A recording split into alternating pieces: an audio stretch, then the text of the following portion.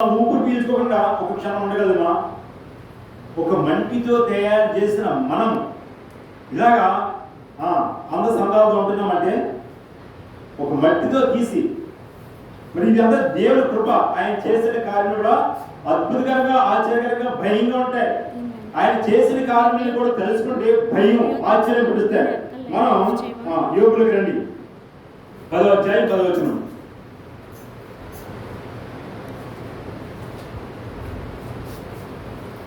యోగు గ్రంథం 10వ అధ్యాయం 11వ వచనం చదవండి.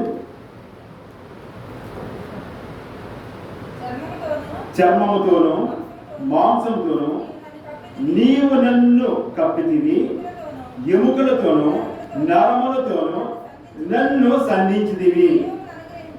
జీవము అనుగ్రహించి నాయనలో కృప చూపితివి. నీ సంరక్షణ చేత నా ఆత్మను కాపాడితివి. చాలమ్మా, మనం ఎలా ఉన్నామండి? ఓన్లీ చర్మం నిలబడగలదా? మనం మంటితో తీసిన వారినే. అయితే చూడగా చర్మముతోను మాంసము, చర్మంకి పైపైన, మరి మాంసం లాగా పైన చర్మం ఉంటుందా? ఉండదు. మాంసం పైన చర్మం ఉంటుంది. మాంసం దేని మీద ఉంటుంది? ఎముకల మీద. ఎముకలు లోపల ఏముంటాయి? ఎముకలు మరి అటు నడవాలంటే దానికి ఒక వాహనం ఉంది. మరి అటు నడవాలంటే దానికి పెట్రోల్ కావాలి, మరి కొన్ని గ్రీజులు కొడతారు, లారీకి ఇది గ్రీజులు కొడతారు.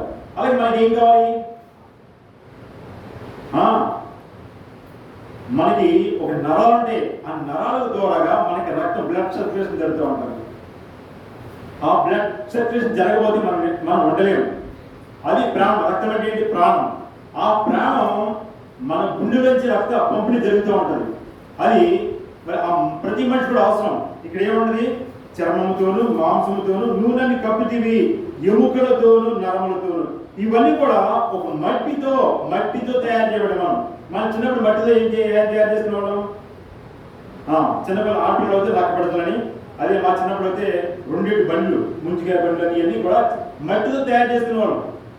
కానీ దేవుడు ఏం చేశాడు? ఒక మనిషిని ఏ స్వరూపంలో తయారు చేశాడు?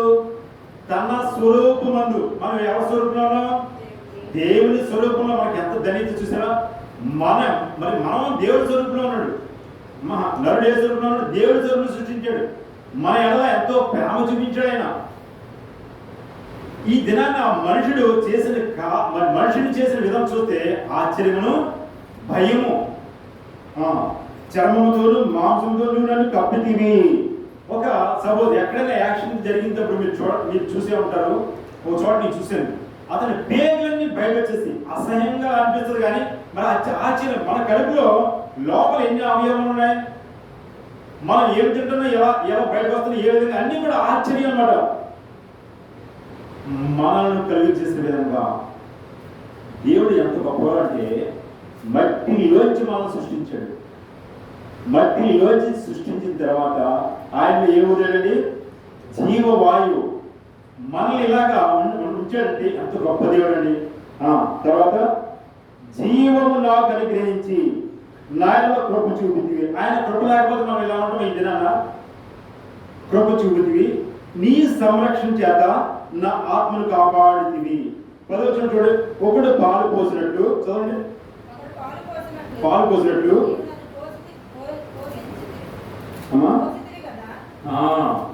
ఒకడు పాలు పోసినట్లు నువ్వు నన్ను పోసిదివి కదా. జున్ను గడ్డ ఒకడు పెరబెట్టినట్టు నీవు నన్ను పెరబెట్టదు కదా. చాలు. దేవుడు మనిషిని ఇలా సృష్టించాడు, ఎంతో ప్రేమ చూపించాడు. అయితే మనిషిని మంచోడేనా? చెప్పండి. దేవుడు ప్రేమమయుడు అన్నాడు, కరుణమయుడు అన్నాడు. ఆయన ప్రేమ కొలిది మనిషిని సృష్టించాడు. ముందుకెళ్తే ఇంకా కొద్దిగా వివరించగలను. ఆయన మేడ చూపులు ప్రేమను బట్టి మనం ఎలా ఉండాలి? ఆది కాండంలోనే ఎవరు ఏ పాపం చేశారు? రండి, 3వ అధ్యాయం ఆది కాండం.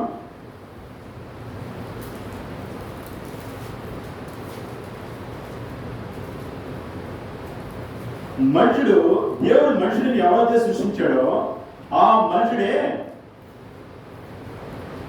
ఏం చేశాడండి? పాపం చేశాడు. పాపం నుంచి జీతం మరణం. రండి ఇక్కడ ఏమనిపిస్తున్నాడు చూడండి. 3వ అధ్యాయంలో రండి. దేవుడైన ఇక్కడ 9వ వచనం చదవండి. దేవుడైన యెహోవా ఆదామును పిలిచి నీవెక్కడున్నావు అన్నాడు. అందుకతడు నేను తోటలో నీ స్వరం విన్నప్పుడు దిగంబరిగా నుండి కనుక భయపడి దాగుకుంటే నేను. అందుకదా దిగంబరత్వం అంటే తెలియదు, భయం అంటే తెలియదు. ఎందుకని? ఇప్పుడు ఎలా తెలిసింది చెప్పండి. మామూలుగా ఇప్పుడు వరకు దిగంబరని తెలియదా? ఇప్పుడే చెప్తున్నాడా? భయపడుతున్నాడు. ఎందుకని? ఇక్కడ ఆజ్ఞ అతిక్రమించాడు. మనుషుడిని దేవుడిని ఎంత ప్రేమించినప్పుడు కూడా పాపం చేస్తూనే వచ్చాడు. ఇక్కడ ఏమన్నాడు? భయపడుతున్నాడు. ఇక్కడ నేను దిగంబరిగా నుండి గనుక ఏమన్నాడు? భయపడి దాగుకుంటున్నాడు. అందుకని నీ దిగంబరి నీకు తెలిపిన వాడు ఎవడు?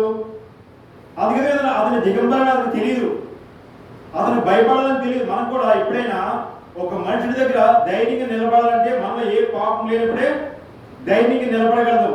ఆ వ్యక్తి దగ్గర ఏదైనా పాపం చేసినప్పుడు కానీ అబద్ధం ఆడినప్పుడు కానీ ఎప్పుడైనా ధైర్యంగా నిలబడగలమా? నిలబడలేము. ఎప్పుడైతే పాపం చేసేమో అప్పుడే దాక్కుంటున్నాడు, పాపం చేసినప్పుడే. మరి మనుషులు సృష్టించినప్పుడు దేవుడు ఎంత బాధపడతాడు? ఒకసారి 6వ అధ్యాయం ఉంటుంది. 6వ అధ్యాయం 5వ నుంచి చదవనమా. నరుడు చెడుతనము భూమి మీద గొప్పదనియు వారు హృదయం యొక్క తలంపులని ఊహాంతి ఎల్లప్పుడూ కేవలం చెడ్డదనియు యెహోవా చూచి తాను భూమి మీద నరుడిని చేసినందుకు యెహోవా సంతాపమునొంది తన హృదయంలో నొచ్చుకుంటున్నాడు. ఎవడైనా మంచివాడు అన్నాడంటారా? భూమి మీద చేసిన దేవుడే మనం చూసి ఎంత నొచ్చుకుంటున్నాడు. అవునంటారా కాదంటారా? బాధపడుతున్నాడు. భూమి మీద పత్రికలో 3వ అధ్యాయం చూడండి ఒకసారి.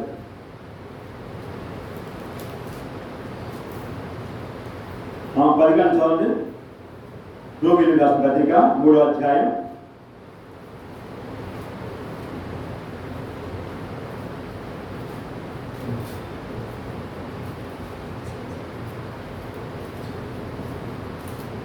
10వ వచనం. ఇందుకు గురించి రాయబడినది ఏమనగా నీతిమంతుడు లేడు, ఒక్కడు లేడు, గ్రహించువాడు ఎవడు లేడు, దేవుని వెదకువాడు లేడు. అందరూ త్రోవ త్రప్పి ఏకముగా పనికి మానవైరి, మేలు చేయవాడు ఒక్కడని లేడు. వారు గొంతుకు తెలిసిన సమాధి, వారు నాలుగుతో మోసము చేయదు, వారి పెదవుల కింద సర్పవిషం ఉన్నది, వారి నోటి నిండా శపించుడు పగ ఉన్నాయంట. ఒక మనుషుడికి మరి ఇన్ని ఉంటే ఇంకెవరైనా పరలోకానికి వెళ్తాడా? మనుషుడి మనల్ని అంచేపు దేవుడు ప్రేమించి మనల్ని ఎక్కడ కూర్చోబెట్టాలనుకున్నాడు ఆయన? పరలోక రాజ్యంలో ఆయనతో పాటు కూర్చోబెట్టిన ఆయన ఆశ. అయితే మనిషి ఎలా ఉన్నాడు? నీతిమంతుడు లేడంట, ఒక్క లేడు. గ్రహించేవాడు, దేవుడి మాటలు గ్రహించేవాడు లేడు, దేవుడు వెతుకోవాడు కూడా ఒక్క లేరు. అందరూ కూడా త్రోవ త్రప్పి ఏకముగా పనికి మాలిన వారైరి, మేలు చేయవాడు లేడు. ఎవరు కాడు స్వార్థపరుడు, అవకాశం బట్టి వాడుకుని వదిలేసేవాడే కానీ మేలు చేద్దాం కదా, వీడిని ఒక నప్పుడు వాడుకున్నాం కదా, మరి వీడు ఎంతో ఒకసారి ఉపయోగపడ్డాడు కదా అని అటువంటి మనిషిత్వం కదా వాడు ఎవడో లేడు. మనం ఎవరి స్వరూపంలో ఉన్నాం అండి? దేవుడి స్వరూపంలో ఉన్నాం. మరి దేవుడి గుణగణాలు మనలో ఉన్నాయా? మరి దేవుడు మనం సృష్టించాడు. ఇలా కలిగిన వాడు ఎవరైనా పరలోకానికి చేస్తాడా? దేవుడు ఏ ఉద్దేశంతో మనం సృష్టించాడు? మనందరినీ కూడా పరలోక రాజ్యం చేర్చాలని ఆయన తన స్వహస్తాలతో మరి జిగటమంటితో మరి మనిషిని సృష్టించి మనలో జీవవాయువు ఊదాడు. మనం ఎంతో ప్రేమించాడు. ఎందుకని? పరలోక రాజ్యం చేర్చాలని. మన ఉద్దేశాలు ఎలా ఉన్నాయి? నీతిమంతుడు లేడు, ఒక్కడు లేడు, గ్రహించేవాడు లేడు, దేవుని వెతుకువాడు ఎవడు లేడంట. మన ఉద్దేశాలు ఎలా ఉన్నాయి? అలా ఉన్నాయి. ఒక్కడు కూడా మంచోడు లేడు భూమి మీద. త్రోవ తప్పి ఏమేరండి? అందరూ త్రోవ తప్పి ఏకముగా పనికి మానవైరి. పనికి మానవ ఎవరన్నా మరి పరలోకాన్ని చేస్తారంటారా? ఆయన ఎప్పుడు కూడా హృదయం అనేది తెలుపబడుతున్నాడు. ఏమండి? ఎక్కడుందా మాట? ప్రకటన గ్రంథంలో 3వ అధ్యాయం చూడసారి.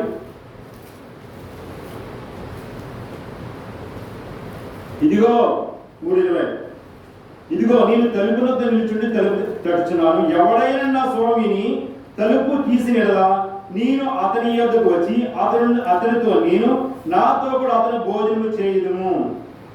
ఒక ఎమ్మెల్యే ఒక మినిస్టర్ అంతా భోజనం చేస్తే మనకు ఎంతో సంతోషం వచ్చేస్తుంది. మరి ఇప్పుడు ఏమన్నాడు దేవుడే, ఏమన్నాడు, ఇదిగో నేను తలుపు వద్ద నిలుచుండి తట్టుచున్నాను. ఏ తలుపు తడుతున్నాడు? మన ఈ తలుపు కాదండి, హృదయం అనే తలుపు పడుతున్నాడు. ఇంకా వీళ్ళు ప్రేమిస్తున్నాడు. ఎక్కడ కూర్చోబెట్టాలని? పరలోక రాజ్యములో. ఏమంటాడు? ఒకడు నీటి ద్వారా మరి ఆలోచించుదాం. ఏమస్వార్త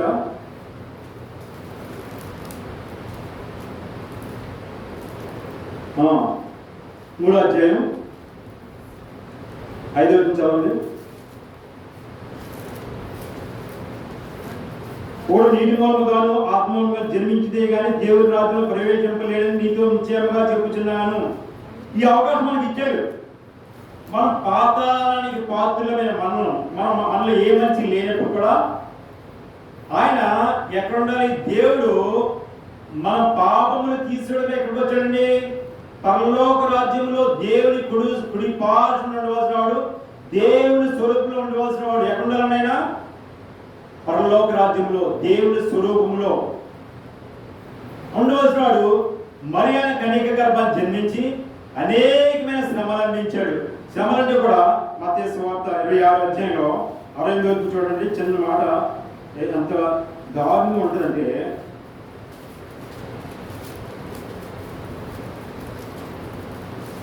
దీనమ్మా 26 67 చదవండి. అప్పుడు వారు ఆయన ముఖం మీద ఉమ్ము వేసి ఆయన బుద్ధిని చూసారు. దేవుడు కూడా ఎందుకు వచ్చాడు? ఆయన మనల్ని రక్షించడానికే. అయినప్పుడు కూడా ఆ మనుషులు ఏం చేస్తున్నారు? ఆయన బుద్ధి తరచదమా? కొందరు ఆయనను అలా చేతులతో కొట్టి, క్రీస్తు నిన్ను కొట్టిన వాడెవడో ప్రవచింపమని చెప్తున్నాడు. ఒక పక్కన కొడుతున్నారు, ఓ పక్కన ముఖం మీద ఉమ్ము వేస్తున్నారు. ఎన్నో హింసలు. ఎవరి కోసం అండి? నా బిడ్డలే కదా, నేను సృష్టించిన జనాంగమే కదా. అటువంటి దేవుడిన ఎంతో ప్రేమమయుడైనాడు. అన్ని దెబ్బలు తింటున్నప్పుడు కూడా ఏమంటున్నాడు? సిలువ అంటే మామూలుగా డైరెక్ట్గా సిలువ వేసేలేదండి. మనల్ని రక్షించడానికి కన్యక గర్భాన్ని జన్మించి, కన్యక గర్భాన్ని జన్మించడం అంటే మనలో పిల్ల అవ్వకుండా మన బిడ్డలు పడితే ఏమంటారు? ఎవరికైనా పిల్ల అవ్వకుండా బిడ్డలు పడితే వ్యభిచారి అంటారు. అంత అవమానంతో జన్మించాడు ఆయన. కన్యక గర్భాన్ని జన్మించాడు. జన్మించడమే కాకుండా అనేకమైన శ్రమలు, వీపంతో కోడలతో దున్నబడి, చేతులకి మేకులు, కాళ్ళకి మేకులు, పక్కన బళ్ళతో పడబడి, లేఖనాలు మీకు తీసి చదివించిన స్థాయి అయిపోతుంది. నేను రావడం లేడేది. అందుని బట్టి మరి ఎన్నో శ్రమలు అనుభవించి ఆయన శిలువ మరణం ద్వారా, సమాధి చేయబడి తిరిగి లేపడం ద్వారా మనకు విముక్తి. మరి ఎవరైతే నన్ను అంగీకరిస్తారో, రోమిలకు రాసిన పత్రిక 8వ అధ్యాయం 1వ వచనం ఏమంటే చూడండి, క్రీస్తునందున వారికి ఏ శిక్షా విధి లేదు. మనం ఎవరున్నప్పుడు క్రీస్తునందున్నామండి. రోమిలకు రాసిన పత్రిక 8వ అధ్యాయం 1వ వచనం ప్రకారంగా క్రీస్తు యేసునందున వారికి ఏ శిక్షా విధి లేదు. మనం ఎవరున్నామని? క్రీస్తునందున్నాం కాబట్టి ఏ శిక్షా విధి లేదు. 5:8 ఈ మాటలు కూడా చాలా బాగుంటాయి. కాగా శరీర స్వభావం గలవారు దేవుని సంతోషపరచనేరరు. దేవుని ఆత్మ మీలో నివసించిన ఎడల మీరు ఆత్మ స్వభావం గలవారే గాని శరీర స్వభావం మరి అవసరపడు. క్రీస్తు మనలో ఎప్పుడైతే నివసిస్తున్నాడో మన ఆత్మ స్వభావమే. మనం ఈ అంగీకరించకపోతే ఎక్కడికి వెళ్ళిపోవాల్సిన వారు? మనం ఇప్పుడు క్రీస్తునందు ఉన్నాం. స్వాత 6 మనకి ఎంత తెలియదంటే 4:44 చదవండి. స్వాత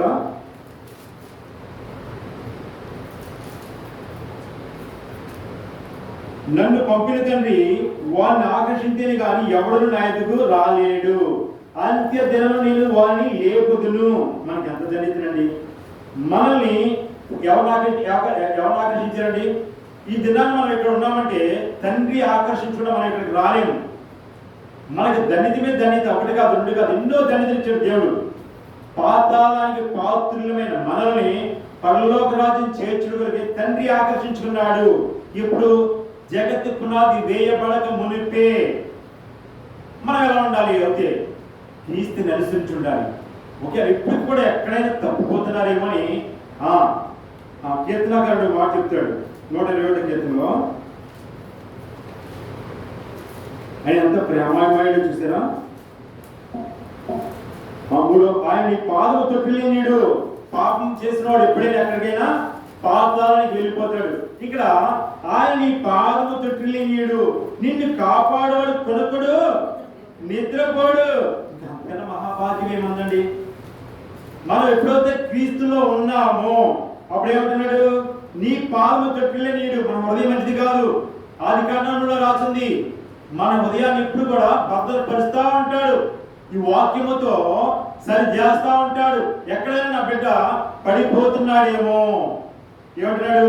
నీ పాదము తొట్టిలేనిడు, నిన్ను కాపాడు కురుకుడు, ఇజ్రాయేల్ కాపాడు కురుకుడు నిద్రపోడు. మనం ఎవరండి?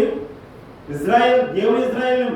ఒకసారి మీకు చెప్పాను గలతీయుల రాసిన పత్రికలో, అప్పుడు టైం లేదు. మనం ఎవరండి? దేవుని ఇజ్రాయేల్.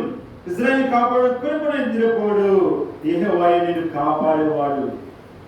మనం మరణించిన తర్వాత మనం ఎక్కడికి వెళ్తాం? ప్రతి మనుషుడు కూడా 2 మరణాలు ఉంటాయి. ప్రతి మనుషుడు అంటే రక్షణ లేనివాడికి 2, రక్షింపబడ్డవాడికి 1. అది శరీరానుసారంగా దేహం ఒకటి మరణిస్తుంది. ఆత్మ నిత్యరాజ్యం చేరుతుంది. ఎక్కడికి వెళ్తుంది? ప్రకటన రండి, టైం అయిపోయింది. 21వ అధ్యాయంలో మన కోసం పరమందున నివాసిస్తున్నాడు దేవుడు భూమి మీదకి వచ్చి, మనుషుడు మంచివాడు కాకపోయినప్పుడు కూడా మనల్ని ప్రేమించి మనల్ని రక్షించి మన అక్కడ తొట్టెలను కాపాడుతూ మనల్ని కాచి కాపాడే సమయంలో కొనుక్కోండి అంటే నిద్రపోకుండా మరి చక్కగా మనల్ని భద్రపరుస్తూ వచ్చాడు. ప్రకటన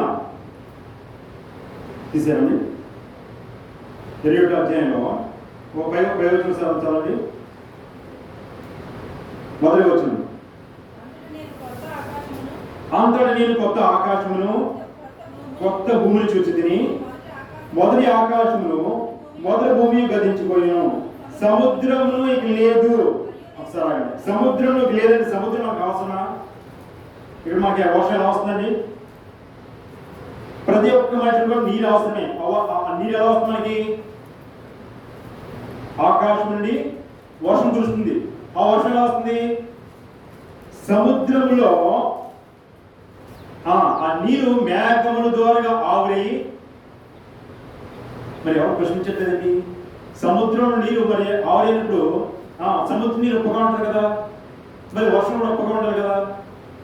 మరి ఇది ఎలా సాధ్యం? ఇది 139వ కీర్తనలో అంటాడే, నీవు నన్ను కలుగు చేసి మీద విధము చూడగా ఆశ్చర్యమును భయము. ఎన్ని కూడా ఆశ్చర్యకార్యములు. ఇక్కడ మన సముద్రం అవసరం, అక్కడ సముద్రం అవసరం లేదంట. ఇక్కడ వర్షం కురిపించడానికి సముద్రం అవసరం. మేఘారుడై మేఘము మరి సముద్రంలో నీళ్ళు మేఘము నీళ్లు తీసుకెళ్తాది. ఆ నీళ్లు మరి మనకి వర్షం కింద కురుస్తుంది. అందుకు సముద్రం అవసరం. ఇప్పుడు అదే ఇక్కడ ఏమన్నాడు? ఇక్కడ సముద్రం అవసరం లేదంట. మరి ఎక్కడ ఉంటున్నామో చూసుకుందాం. మనం ఎక్కడ చనిపోయిన తర్వాత పరలోక రాజ్యంలో ఉంటాం. సముద్రం లేదంట. మరియు నేను నూతనమైన యెరూషలేము పరిశుద్ధ పట్టణము తన చాలండి. అక్కడ సముద్రం లేదు. ఇక్కడ చూడండి 3వ వచనం రండి. అప్పుడు ఇదిగో దేవుని నివాసము మనుషులతో కూడా ఉంది. ఎవరితో ఉందండి? మనుషులతో కూడా ఉందండి. మనం ఎలా సృష్టింపబడ్డాం? చీకటి మంటితో సృష్టింపబడ్డాం. అటువంటి మనుషుడు ఇప్పుడు ఎక్కడ ఉంటున్నాడు? దేవుని నివాసం మనుషులతో కూడా ఉంది. మనం ఎక్కడికి వెళ్తున్నాం? పరలోక రాజ్యంలో మనుషులతో కూడా ఉందంట. మనం ఎక్కడ ఉంటున్నామండి? చెప్పండి. పరలోక రాజ్యంలో క్రీస్తునందున వారికి ఏ శిక్షా విధి లేదని వాక్యం చెప్తుంది. ఆయన వారితో కాపురం ఉండిన. ఎక్కడ ఉంటున్నాడండి ఆయన? పరలోక రాజ్యంలో ఆయన వారితో కాపురం ఉండును, వారు ఆయన ప్రజలైందురు. మనం ఎవరు ప్రజలమండి? దేవుని ప్రజలమై ఉన్నాం. దేవుడు తానే వారు దేవుడు అండి, వారికి తోడై ఉంటాడండి. మనం ఇంకేమన్నా అక్కడ ఉంటుందా? దేవుడే మనకి తోడే ఉంటే మనకి ఏదైనా ఇంకా అక్కడ ఉంటుందా? ఒక యజమానుడు, ఒక కుటుంబ తండ్రి బిడ్డల దగ్గర ఉంటే ఇంకేదైనా నాన్న ఇది కావాలి, నాన్న అది కావాలి, వెంటనే కొనిస్తాడు. ఇలాగే ఇక్కడ ఏమంటున్నాడు? దేవుడే తాను వారి దేవుడే అండి, వారికి తోడే ఉంటున్నాడు. 4వ వచనం చదవండి. ఆయన వారి కన్నుల ప్రతి బాష్ బిందును తుడిచివేస్తాడంట. మరణం ఇక ఉండదు, దుఃఖమైనను ఏడుపైనను వేదనైనను ఇక ఉండదు. మొదటి సంగతులన్నీ గతించిపోతాయి. సింహాసనం వచ్చి గొప్ప స్వరము చెప్పుట వింటిని. చాలు ఒకసారి అవుతుంది. ఇంకా మీరు ఇక్కడ ఏమంటున్నాడు? ఆయన వారి కన్నుల ప్రతి బాష్ప బిందువును తుడిచివేయను. ఒకవేళ ఇక్కడ ఉండగా మరి మనకు బాష్ప బిందు, మనకు బాధ వచ్చినప్పుడు ఏడుస్తూ ఉంటాం.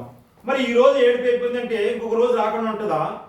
బాధ అన్నది మనుషుల్లో ఇక్కడ భూమి మీద జీవించినంత కాలం ఏదోటి వస్తానే ఉంటుంది.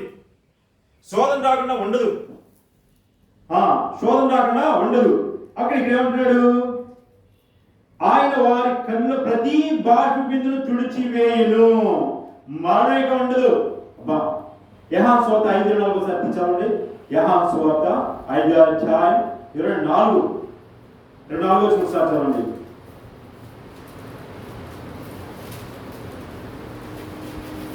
మరణం ఇక ఉండదంట. నా మాట విని నన్ను పంపిన వాని యందు విశ్వాసముంచువాడు నిత్య జీవము గలవాడు. ఇప్పుడు ఎవరి మాట వినాలండి? నా మాట విని నన్ను పంపిన వాని యందు విశ్వాసముంచువాడు నిత్య జీవము గలవాడు. వాడు తీర్పులోనికి రాక మరణములో నుండి జీవములోనికి దాటిపోవును అని నీతో నిశ్చయంగా చెప్తున్నాడు. ఆయన మాట ఇచ్చాడంటే నెరవేర్చే దేవుడు ఆయన. అందుకనే దేవుడై ఉన్నాడు. మనం ఉంటామండి, నిత్య జీవనం ఉంటాం. రండి ప్రకటనలోకి రండి. దుఃఖమైన మరణం ఇక ఉండదు. సహజంగా రక్షణ లేకుండా చనిపోతే కనుక రక్షణ మనకి ఎవరి ద్వారా వచ్చిందండి? క్రీస్తు ద్వారా మనకు వచ్చింది. క్రీస్తు ఈ లోకానికి రావడం ద్వారా మనకి రక్షణ వచ్చింది. మనం ఎప్పుడైతే అంగీకరించామో, ఆయన మాట ప్రకారం నడుచుకుంటున్నామో, తీర్పులోకి రాక ఒకవేళ తీర్పులోకి వస్తే యోబులో ఉంటుంది 9వ అధ్యాయం 3వ వచనం. నువ్వు 1000 క్వశ్చన్ వేస్తే ఒక్క క్వశ్చన్ కూడా నేను ఆన్సర్ చెప్పలేని అని అంటాడు. ఇప్పుడు నేనైతే అంటాను, నువ్వు 1,00,000 క్వశ్చన్ వేస్తే నేను ఒక్కదానికి కూడా నేను సమాధానం చెప్పలేను. నేను అంత మంచివాడిని కాను. ఒకవేళ నువ్వు తీర్పులోకి వస్తే ఏమవుతుందంటే పాతాళానికి వెళ్ళిపోతాం. ఇక్కడ ఏమన్నా 5:24 నీవు తీర్పులో రాక నిత్య జీవం పొందుతావు అన్నాడు. చక్కటి మాట అది. ఆ మాట నాకు చాలా ఇష్టం. సువార్తలో ఉంటుంది, సువార్త పత్రికలో ఉంటుంది. నీవు తీర్పులో రాక ఎప్పుడైతే నువ్వు క్రీస్తుని అంగీకరిస్తావో, ఆ మాట ప్రకారం నడుచుకుంటావో, దేవుడి మాటకు లోబడి నడుచుకుంటావో, అప్పుడు ఏమంటున్నాడు? నీవు తీర్పులో రాక నిత్య జీవం. ఎప్పుడైనా ఎక్కడైనా మనం ఆయన మాట నిలవలసిన వారమే ఉంటాం. అవునంటారా కాదంటారు? నువ్వు సొంత నిర్ణయంతో నువ్వు నడిస్తే కనుక నిత్య నరకానికి రెడీగా ఉంటుంది. మళ్ళీ నిత్యరాజు చేర్చు కొరకే ఆయన ఈ లోకానికి వచ్చాడు. ఆయన అంగీకరించి ఎప్పుడైతే నడుచుకుంటామో, చదవండి. దుఃఖమైనను ప్రకటన గ్రంథం మరి వచ్చాడు వెంటనే.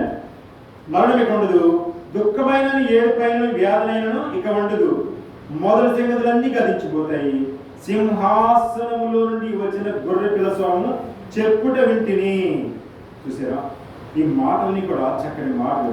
అక్కడ ఇంకా ముందుకెళ్తే అక్కడ సూర్యచంద్రులు అవసరం లేదంట. అక్కడ అంత వెలుగు. ఇక్కడ మిట్ట మధ్యాహ్నం ఆ సూర్యుడు ఎండలోనే ఎన్నో కిలోమీటర్లు ఉన్న ఆ సూర్యుడు అంత దూరం ఉన్నట్టు కూడా ఇక్కడ ఎండలో నిలబడగదమా? అక్కడ నిలబడదాం. అక్కడ సూర్యుడు ఉండడు, చంద్రుడు ఉండడు, అయినా ప్రకాశిస్తూ ఉంటుంది వెలుగు. మనం ఎక్కడి నుంచి తీయబడ్డామండి? మంటిలోంచి తీయబడ్డాం. జిగట మంటిలోంచి తీయబడ్డాం. అక్కడి నుంచి మనం ఎక్కడ కూర్చోబెడుతున్నాడు? దేవుడి కుడి పార్శ్వన. చక్కగా మనకి అంత అద్భుతం, ఎంత అవకాశం ఎంతమందికి లేదండి. మనల్ని ఎవరు ఆకర్షించుకున్నాడు? తండ్రి ఆకర్షించుకోకుండా మన నా దగ్గర ఎవరు రాలని వాకు. అంటే ఇప్పుడు మనం ఎవరు ఆకర్షించుకున్నట్టు? తండ్రి మనల్ని ఆకర్షించుకున్నాడు. ఎప్పుడు? జగత్తు పునాది వేయబడక మునిపే క్రీస్తులో ప్రేమ చేత. ఎందుకని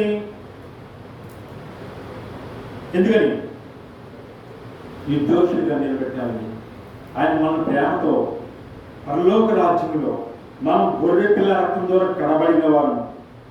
20 రోజు నేనే చదువుతున్నాను. ఆ పట్టణంలో ప్రకాశించడానికి సూర్యుడైన చంద్రుడైన దానికి అక్కర్లేదు, దాని మహిమయే దానిలో ప్రవేశించుంది, గొర్రె పిల్లయే దాని రక్తము. అక్కడ రాత్రి లేనందున దాని గుమ్మములు పగటి వేళ ఏ మాత్రము వేయబడి అక్కడ రాత్రి ఉండదంట. చూసారా కరెంట్ పోయింది, చీకటి పొందుతారు, మనం ఉండగలుగుతున్నాం. నైట్ ఏమో అక్కడ కరెంట్ అవసరం లేదు, నీళ్ళు అవసరం లేదు, సూర్యుడు అవసరం లేదు, చంద్రుడు అవసరం లేదు. ఎంత చక్కటి ప్లేస్ లో ఉంటున్నాం. ఇదంతా ఎవరిని బట్టి వస్తుంది మనకి? ఒక క్రీస్తుని బట్టి. ఆయన రక్తంలో ఎవరైతే కనబడతారో వాళ్ళకి ధన్యత. మనం రక్తంలో కనబడ్డాము, మనం మట్టిలో తీయబడి. రండి కీర్తన మరి ఆ రోజు జ్ఞాపకం చేసుకుని మరి ఆరాధిద్దాం.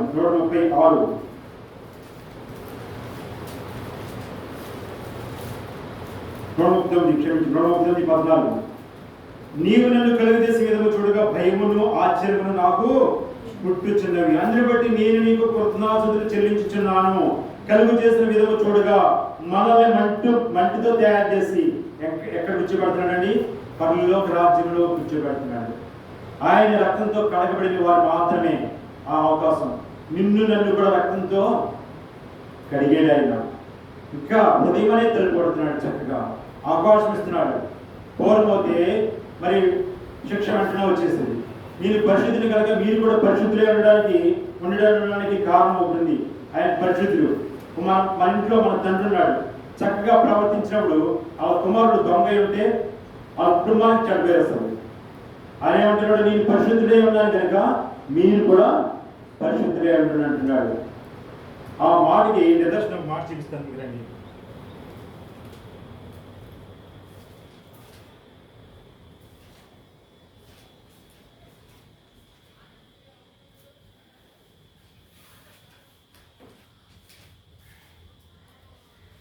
అహరోను కుమారులు వేరే 10వ అధ్యాయం లేవికాండం 10వ అధ్యాయం 1వ వచనం చదవండి. ఇక్కడ పరిశుద్ధత లేకుండా ఎవడు కూడా దేవుని చూడలేదు. అహరోను కుమారులు అంటే మరి మోషే తన ఇల్లంతటా నమ్మకమైన వాడు, తన బట్టి కూడా క్షమించవచ్చు. ఇక్కడ క్షమించలేదు. 10వ అధ్యాయం చదవండి. అహరోను కుమారుడైన నాదాబు అహీబులు తమ ధూపార్తులను తీసుకుని వాటిలో నిక్షించి వాటి మీద ధూప ద్రవ్యం వేసి యెహోవా తమకు ఆజ్ఞాపింపని వేరొక అగ్నిని ఆయన సన్నిధికి తేగా యెహోవా సన్నిధి నుండి అగ్ని బయలుదేరి వారిని కాల్చి వేసెను. వారు యెహోవా సన్నిధిని మృతి పొందిరి. మరి వీళ్ళు ఎవరండి? వీళ్ళు అహరోను కుమారులు. మరి అహరోను కుమారులు అంటే మరి ఎంతో ఇష్టమైన కుటుంబాలకి లేవీలు. ఈ గోత్రం అంటేనే యేసుప్రభువు వారికి ఇష్టం. అయితే అయినప్పుడు కూడా ఇక్కడ ఏమి కరుణ చూపించలేదు. ఏం చేశారని ఇక్కడ తమకు ఆజ్ఞాపింపని వేరొక అగ్ని ఆయన సన్నిధికి తేగా యెహోవా సన్నిధి నుండి అగ్ని బయలుదేరి వాళ్ళని కాల్చివేసెను. మొహమాట ఉండదు. నేను పరిశుద్ధిని కనుక మీరు కూడా పరిశుద్ధులై ఉండడని వాక్యం చెప్తుంది. మనం కూడా ఆ విధంగా నడుచుకోవాలి. ఆ విధంగా నడుచుకుంటే పరలోక రాజ్యంలో చేరుతాం. మనం మంటిలోంచి తీయబడి ఎక్కడ ఉన్నామండి? పరలోక రాజ్యంలో ఉన్నాం. దేవుడు కుడిపార్శ్వన ఉంటాం. ఆ ధన్యత మనకు ఒక్కరికి మాత్రమే. రోమిలకు రాసిన పత్రిక 5వ అధ్యాయం వచ్చిన ప్రకారంగా క్రీస్తునందున వారికి ఏ శిక్షా విధి లేదు. ఇందుని బట్టి మనం ఆరాధిద్దాం. రండి ఒక చరణం ఒక ఫలం లేచి నిలబడదాం.